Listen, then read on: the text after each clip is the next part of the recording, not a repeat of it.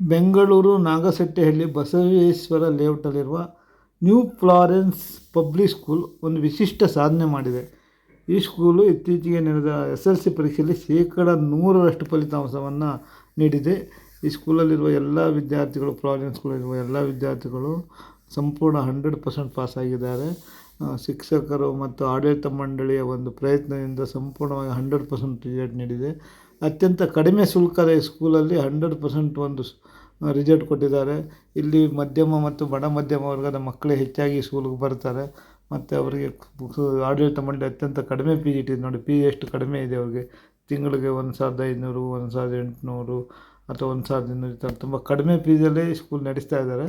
ಆದರೆ ಅತ್ಯುತ್ತಮ ಶಿಕ್ಷಣ ನೀಡುವ ಮೂಲಕ, ಅತ್ಯುತ್ತಮ ಶಿಕ್ಷಕರನ್ನು ಇಟ್ಟು ಅತ್ಯುತ್ತಮವಾದ ಒಂದು ಎಜುಕೇಷನ್ ಕೊಡುವ ಮೂಲಕ 100% ಫಲಿತಾಂಶ ಈ ನ್ಯೂ ಫ್ಲಾರೆನ್ಸ್ ಪಬ್ಲಿಕ್ ಸ್ಕೂಲ್ ನೀಡಿದೆ. ಇದು ಒಂದು ರೀತಿಯ ಕನ್ನಡಮಯವಾದ ಮತ್ತು ಭಾರತೀಯ ಒಂದು ಧ್ಯೇಯನಿಷ್ಠೆಯನ್ನು ಹೇಳ್ಕೊಡುವಂಥ ಸ್ಕೂಲು. ಉತ್ತಮ ಫಲಿತಾಂಶ 100% SSLCಯಲ್ಲಿ ಈ ಸಲ ಕೊಟ್ಟಿದೆ. ಎಲ್ಲ ಹೆಚ್ಚಾಗಿ ಮಧ್ಯಮ ಮತ್ತು ಬಡ ಮಧ್ಯಮ ವರ್ಗದ ಮಕ್ಕಳು ಇಲ್ಲಿ ಬರ್ತಾರೆ. ತುಂಬ ಕಡಿಮೆ ಫೀಸ್ ಇದೆ. ಆಡಳಿತ ಮಂಡಳಿ ತುಂಬ ಕಡಿಮೆ ಫೀಸಲ್ಲಿ ಸ್ಕೂಲ್ ನಡೆಸ್ತಾ ಇದೆ ಮತ್ತು ಅತ್ಯುತ್ತಮವಾಗಿ ಶಿಕ್ಷಣವನ್ನು ನೀಡ್ತಾ ಇದೆ. ಮಕ್ಕಳಿಗೆ ಪರ್ಸ್ನಲ್ ಫೋಕಸ್ ಮಾಡಿ ಅವರಿಗೆ ಎಜುಕೇಷನ್ ಕೊಡೋದ್ರಲ್ಲಿ ಸ್ಕೂಲು ಹೆಚ್ಚು ಆದ್ಯತೆ ಕೊಡ್ತಾ ಇದೆ. ಆದ್ದರಿಂದ 100% ಫಲಿತಾಂಶವನ್ನು ನೀಡೋದ್ರ ಮೂಲಕ ಹೆಗ್ಗಳಿಕೆ ಗಳಿಸಿದೆ. ದುಬಾರಿ ಶುಲ್ಕ ಇರುವ ಸ್ಕೂಲ್ಗಿಂತ ಇದು ಒಂದು ವಿಭಿನ್ನವಾಗಿ ಕಾರ್ಯನಿರ್ವಹಣೆ ಮಾಡ್ತಾ ಇದೆ ಈ ಸ್ಕೂಲು. ಆಲ್ಮೋಸ್ಟ್ ಎಲ್ಲ ಮಕ್ಕಳು ಇಲ್ಲಿ 100% ರಿಸಲ್ಟ್ ಕೊಟ್ಟಿದ್ದಾರೆ. ನೋಡಿ, ಡಿಸ್ಟಿಂಕ್ಷನ್ನಲ್ಲಿದ್ದಾರೆ, ರ್ಯಾಂಕಿಂಗಲ್ಲಿ ಬಂದಿದ್ದಾರೆ. 42 ವಿದ್ಯಾರ್ಥಿಗಳಿದ್ದರು, 42 ಮಂದಿನೂ ಪಾಸಾಗಿದ್ದಾರೆ SSLCಯಲ್ಲಿ. ಈ ಬಾರಿ 100% ರಿಸಲ್ಟ್ ಕೊಟ್ಟಿದೆ. ಕಡಿಮೆ ಶುಲ್ಕವನ್ನು ತಗೊಂಡು ಅತ್ಯುತ್ತಮವಾದ ಶಿಕ್ಷಣ ನೀಡುವ ಮೂಲಕ ಈ ಸ್ಕೂಲು ಉತ್ತಮ ಸಾಧನೆ ಮಾಡಿದೆ. ಈ ಸ್ಕೂಲ್ನ ಸಾಧನೆ ಒಂದು ಹೆಮ್ಮೆ ಪಡುವಂಥ ವಿಷಯ ಆಗಿದೆ. ಇದು ನಾಗಸೆಟ್ಟಿಹಳ್ಳಿಯ ಬಸವೇಶ್ವರ ಲೇಔಟ್ ಅಲ್ಲಿ ಬರುತ್ತೆ, ಮುಖ್ಯ ರಸ್ತೆಯಲ್ಲಿ ಬರುತ್ತೆ. ನ್ಯೂ ಫ್ಲಾರೆನ್ಸ್ ಪಬ್ಲಿಕ್ ಸ್ಕೂಲ್ ಇದು ಅತ್ಯುತ್ತಮವಾದ ಫಲಿತಾಂಶ ನೀಡುವ ಮೂಲಕ ಉತ್ತಮ ಸಾಧನೆ ಮಾಡಿದೆ ಅಂತಲೇ ಹೇಳ್ಬೋದು. ಮತೀನವರು ಇದರ ಮಾಲೀಕರು, ಈ ಸ್ಕೂಲ್ನ ಮಾಲೀಕರು. ಉತ್ತಮ ಶಿಕ್ಷಣ ನೀಡುವ ಒಂದು ಕಾಯಕದಿಂದ ಇದನ್ನು ಆರಂಭಿಸಿದ್ದಾರೆ. फ्लॉरेंस पब्लिक स्कूल हिंदी टीचर, मैं यहाँ पे हिंदी सब्जेक्ट में पढ़ाती हूँ और यहाँ 100% रिज़ल्ट आया है, तो मैं बहुत खुश हूँ. यहाँ बच्चों ने बहुत मेहनत की है, हार्ड वर्क किया है और उन पे हमने जो स्पेशली डल हेड्स है उन पे हमने फोकस किया है और उन्होंने बहुत अच्छे मार्क्स ला के, वो बहुत मेहनत करके अच्छे मार्क्स से पास हुआ है. तो इस सभी को हमारी तरफ से बहुत शुभकामनाएं. Okay, thank you. 100 बार नमन करना चाहिए और अमरों की जननी तुमको 100 बार हम प्रणाम करते हैं. जिस तरह गांधी, बुद्ध और राम ने इस जन्मभूमि पर फूलों विपवन से ऊपर भरे हुए हैं और यहाँ खनिजों का भरपूर भंडार भरा हुआ है. मतलब मेटल्स बहुत अधिक मात्रा में उपलब्ध है. एग्जाम्पल सोना, चांदी, कॉपर एक्सेट्रा. हस्त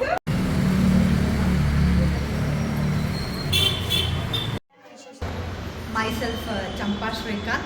I'm working in this institution from past 12 years. So first of all, I would like to congratulate all the teachers for getting a 100% result in our 10th standard. So the one thing I want to tell is the splendor of the plant is in the sport of a seed ಅಂತ ಹೇಳ್ತಾರೆ. ಏನಂತಂದರೆ ಬೆಳೆಯುವ ಸಿರಿ ಮೊಳಕೆಯಲ್ಲಿ ಅಂತ ಹೇಳ್ತಾರೆ. So ಅದೇನೆಂದರೆ ಒಂದು plant ಬಂದು ಅದು ದೊಡ್ಡದಾಗಿ ಮತ್ತು ಅದು ಟ್ರೀ ಆಗಿ ಅದು ಫ್ರೂಟ್ ಕೊಡಬೇಕಂತ ಹೇಳಿದರೆ ಅದ್ರದ್ದು ಸೀಡ್ ಮೇನ್ ಇಂಪಾರ್ಟೆಂಟ್ ಆಗುತ್ತೆ. ಲೈಕ್ ವೈಸ್ ನಾವು ಅದೇ ಥರನೇ ಏನು ಮಾಡ್ತೀವಿ ಅಂದರೆ first the caring of the child they enter into the school, ಅದು ಮೇನ್ ಇಂಪಾರ್ಟೆಂಟ್ ಆಗುತ್ತೆ. ದ ಪ್ರೈಮರಿ, ದ ಬೇಸ್ ಏನಿರುತ್ತೆ ಎಜುಕೇಷನಲ್ಲಿ, ಅದು ವೆರಿ ವೆರಿ ಇಂಪಾರ್ಟೆಂಟ್ ಆಗುತ್ತೆ. ಫಸ್ಟ್ ಇಲ್ಲಿ ನಾವು ಅದನ್ನು ಬಿಲ್ಡ್ ಮಾಡ್ತೀವಿ, ಕಾನ್ಫಿಡೆನ್ಸ್ನ ಬಿಲ್ಡ್ ಮಾಡ್ತೀವಿ ಒಂದು ಚೈಲ್ಡಲ್ಲಿ. ಸೊ ಅಲ್ಲಿಂದನೇ ಅವ್ರಿಗೆ yes you can do it for your 100% result, the good result for 10th standard ಅಂತ ಅಲ್ಲಿಂದನೇ ನಾವು ಪ್ರಿಪೇರ್ ಮಾಡ್ಕೊಂಡು ಹೋಗ್ತೀವಿ ಚೈಲ್ಡ್ಗೆ. And each child will be given a individual care. So ಅವ್ರದ್ದು ಈಚ್ ಚೈಲ್ಡ್ನ ನಾವು ಕೇರ್ ಮಾಡಿ ಸೊ ಅವ್ರ ಅಪ್ಲಿಫ್ಟ್ ಆಫ್ ದರ್ ಫ್ಯೂಚರ್ಗೆ ಹೆಲ್ಪ್ ಮಾಡ್ತೀವಿ. Thank you. So next thing ಬಂದರೆ financially also financially why we have to choose this school ಅಂತ ಹೇಳಿದ್ರೆ we are very low in our reasonable in our fee structures. So we are charging very less in our fee structure. So compared to the other schools and giving the best quality of the education around us. Thank you. New Florence Public School is well-known educational institution providing quality education and overall development of students. The school focuses on academic excellence along with the moral values and discipline. It provides a supportive learning for the students and also good environment. Students are encouraged to expose their talents with confidence. They are the rank holders of our school, strong academic guidance and supportive teaching staff. They are the rank holders of our school, strong academic guidance and supportive teaching staff. Safe environment and good campus. Supports the all-round development of the child. Enrich in building the career of a child. To fostering knowledge, integrity and leadership.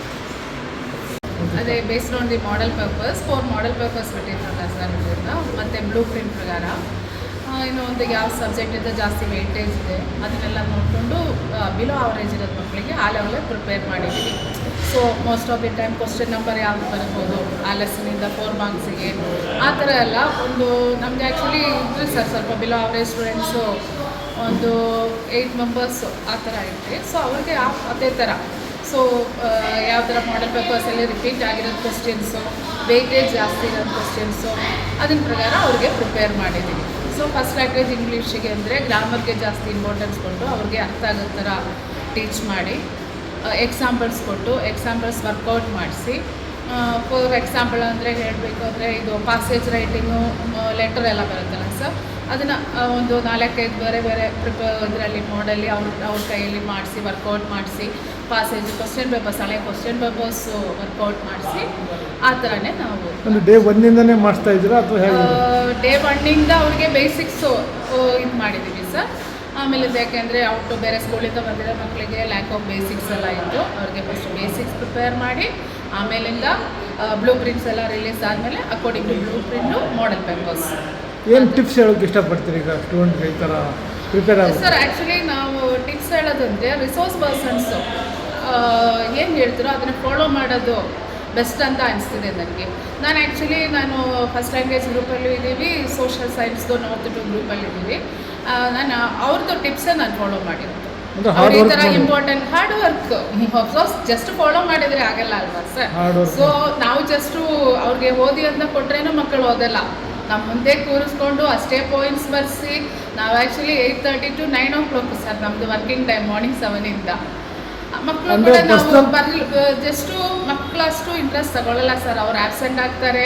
ನಾವು ಪೇರೆಂಟ್ಸಿಗೆ convince ಮಾಡಿ ನಾವು actually 10th ಸ್ಟ್ಯಾಂಡರ್ಡಿಗೆ entry ಆದಮೇಲೆ ನಾವು ಯಾವ festival celebrate ಮಾಡಿಲ್ಲ ಅಂತ ಹೇಳಂಗಿದ್ರೆ ಯಾಕೆಂದರೆ ಇವಾಗ ಉಗಾದಿ ರಂಜಾನ್ ಎಲ್ಲ ಮ್ಯಾಕ್ಸ್ ಟೈಮಲ್ಲಿ.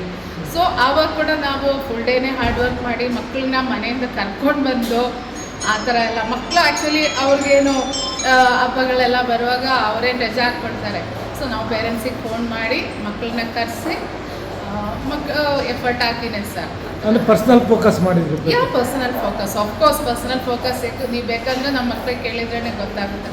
ಪರ್ಸನಲ್ ಫೋಕಸ್ಸೇ ಒಬ್ಬೊಬ್ಬರು ಎಲ್ಲರೂ ಅಂದರೆ ಎ ಗ್ರೂಪ್ ಡಿವೈಡ್ ಮಾಡಿ ಅವ್ರಿಗೆ ಇಷ್ಟು ಅಂತ ಬಿ ಸಿ ಅಂದರೆ ಅವರೇಜು ಬಿಲೋ ಅವರೇಜು ಬಿಲೋ ಇದರಲ್ಲಿರೋರು ಅಂದರೆ ತುಂಬ ಡಳ್ಳಿರೋರು ಅವ್ರನ್ನೆಲ್ಲ ಇಷ್ಟೇ ಕ್ವಶನ್ಸ್ ಅಂತ ಅವ್ರಿಗೆ ಪ್ರಿಪೇರ್ ಮಾಡಿ